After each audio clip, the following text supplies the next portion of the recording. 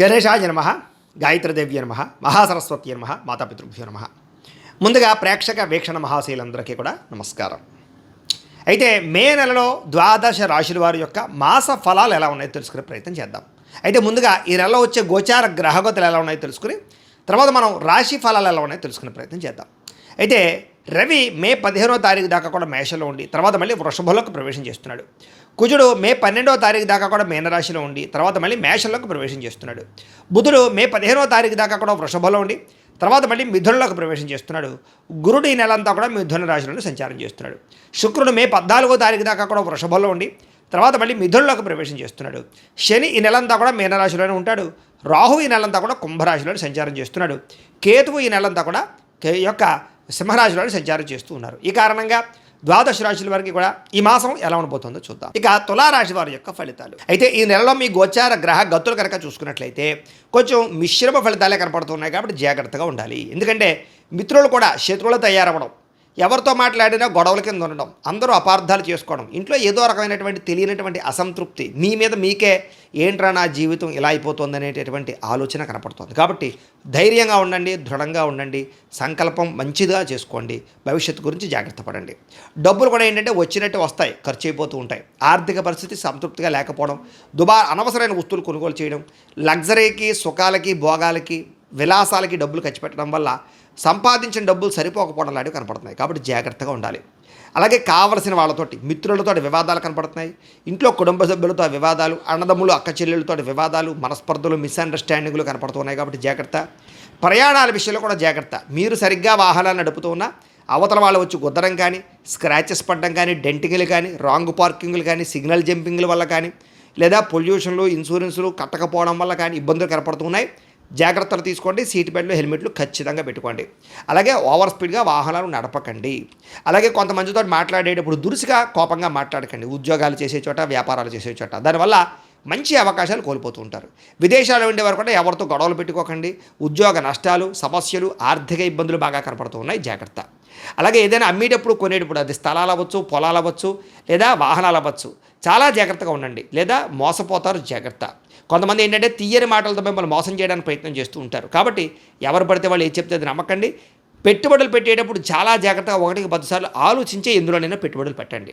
అలాగే గతంలో చేసిన తప్పులకి ఎవరో ఒకరు మిమ్మల్ని వేధించడం లాంటివి, బ్లాక్మెయిల్ చేసే అవకాశాలు ఉన్నాయి. జాగ్రత్త. శత్రువులు పెరిగిపోతున్నారు అనవసరంగా. ఆ శత్రువులు ఏంటంటే అంటే కనుక పైకి కనపడరు, మీతో బాగానే మాట్లాడుతుంటారు, నవ్వుతూ, వెనకాల మీకు గోతులు తీస్తూ ఉంటారు. కాబట్టి ఎవరు శత్రువు, ఎవరు ఏం చేస్తున్నారో గమనించుకుంటూ ఉండండి. అలాగే వచ్చే ఆదాయం కన్నా ఖర్చు అధికంగా కనపడుతుంది. జాగ్రత్త. పెట్టుబడులు పెట్టేటప్పుడు జాగ్రత్త. కుటుంబంలో విపరీతంగా ఖర్చులు కనపడుతూ ఉన్నాయి. అప్పుల బాధల వల్ల మనశ్శాంతి లేకుండా కనపడుతుంది. నిరుద్యోగులకి అతి కష్టమేది ఉద్యోగ అవకాశాలు కనపడుతున్నాయి. ప్రభుత్వ ఉద్యోగస్తులకి పని ఒత్తిడి, ఉద్యోగ భారం అధికంగా కనపడుతుందని చెప్పొచ్చు. ప్రైవేటు ఉద్యోగస్తులకు కూడా శ్రమకు తగ్గ ఫలితం లేకపోవడము, శాలరీలు పెరగకపోవడము, ఉద్యోగ నష్టాలు, ఎదుగుదల లేకపోవడము, గ్రోత్ లేకపోవడం కనపడుతుంది. అనవసరమైన కోర్టు వివాదాలు ఇరుక్కోవడం కానీ, లేదా గతంలోని కోర్టు వివాదాలు వాయిదాలు పడడం కానీ, లేదా పోలీస్ కేసులు ఇరుక్కోవడం కానీ కనపడుతోంది. శారీరక కోరికల వల్ల ఎవరిని పడితే వాళ్ళని కలవడం, వివాహేతర సంబంధాలు కనపడుతున్నాయి. జాగ్రత్తగా ఉండాలి. అనవసరమైన కోరికల వల్ల లేదా వ్యసనాల వల్ల ప్రమాదాలు కనపడుతున్నాయి. మద్యపాన, ధూమపాన వ్యసన పరులు వాటికి దూరంగా ఉండాలి. ఇతర దేశాల్లో ఉండే భారతీయులందరూ కూడా ఉద్యోగ సమస్యలు, ఆర్థిక ఇబ్బందులు, లేదా అనవసరమైనటువంటి సమస్యలు, వీసా సంబంధించినటువంటి సమస్యలు కనపడుతున్నాయి.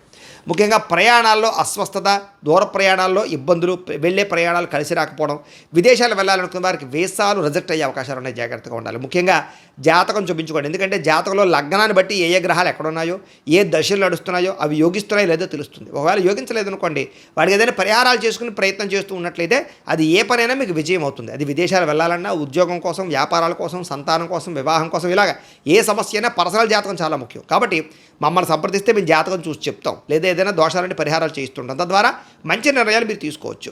కాబట్టి ఎందుకంటే ఈ నెల అసలు అనుకూలంగా లేదు. ప్రమాదాలు, వాహన ప్రమాదాలు ఎక్కువగా ఉన్నాయి ప్రయాణాల్లో. కాబట్టి జాగ్రత్తగా ఉండండి.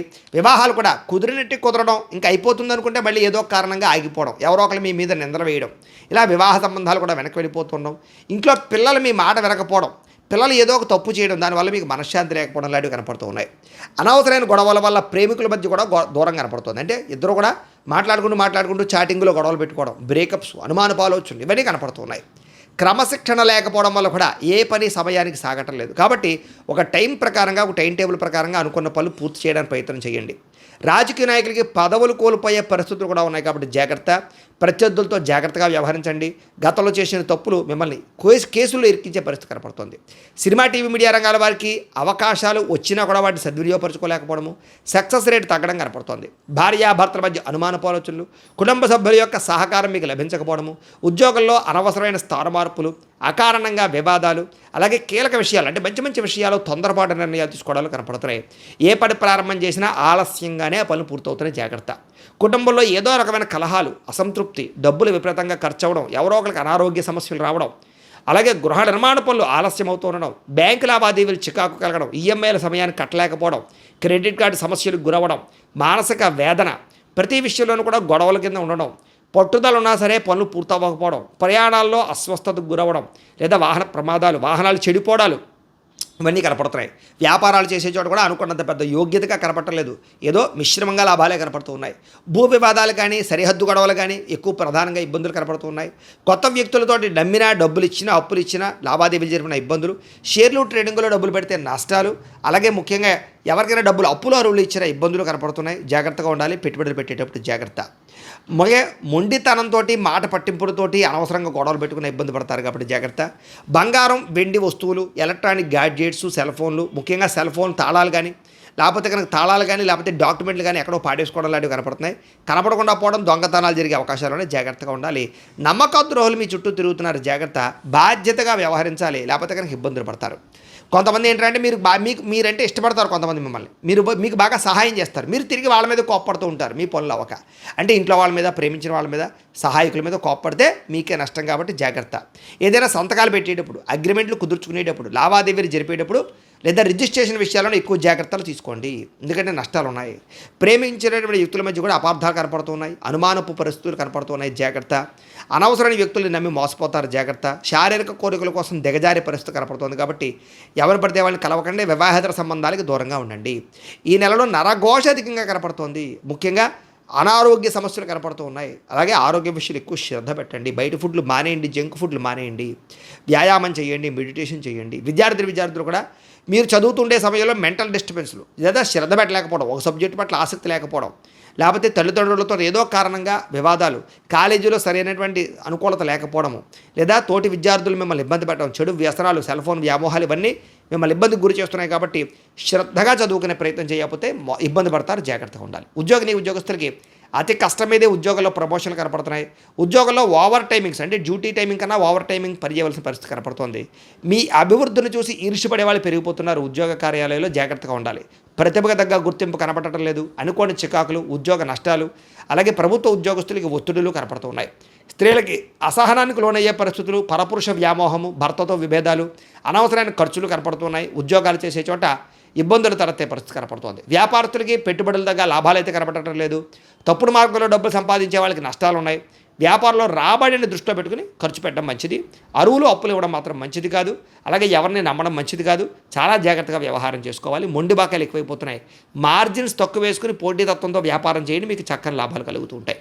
అయితే ఏదేమైనా ప్రతిరోజు పొద్దున్నే లేచి ఓ పావుగంట సేపు మీ ఇంట్లో దేవుడికి మీ చేతితో మీరే పూజ చేసుకున్న తర్వాత మీ పనుల్లో నిమగ్నమవుతున్నట్లయితే కనుక మీకు ఈ నెల అంతా కూడా శుభప్రదంగా ఉంటుంది అని తెలియజేస్తూ, అయితే ప్రేక్షకులకి ముఖ్యంగా మనకి ఏమిటయ్యా అన్నట్లయితే కనుక ఇప్పటిదాకా మేము చెప్పినటువంటి ఈ ఫలితాలన్నీ కూడా గోచార ఫలితాలు. అంటే ఈ రాశిలో ఉండేటటువంటి కోటాను కోట్ల మంది అందరికీ వర్తిస్తాయి. కాబట్టి ఆ రకంగా వినే ప్రయత్నాన్ని చేయండి. ఒకవేళ మీ పర్సనల్ జాతకం అంటే మీకు ఒక్కరికి ఎలా ఉందో తెలుసుకోవాలి అన్నా, లేదా ఏదైనా సమస్యలతో ఇబ్బంది పడుతూ ఉన్నా దానికి మీ date of birth, time, place of birth, మీ పేరు మా వాట్సాప్ నెంబర్కి మెసేజ్ పెట్టినా, లేదా మాకు ఫోన్ చేసినా కూడా మీ జాతకం ఎలా ఉందో చూసి చెప్పే ప్రయత్నాన్ని చేస్తాము.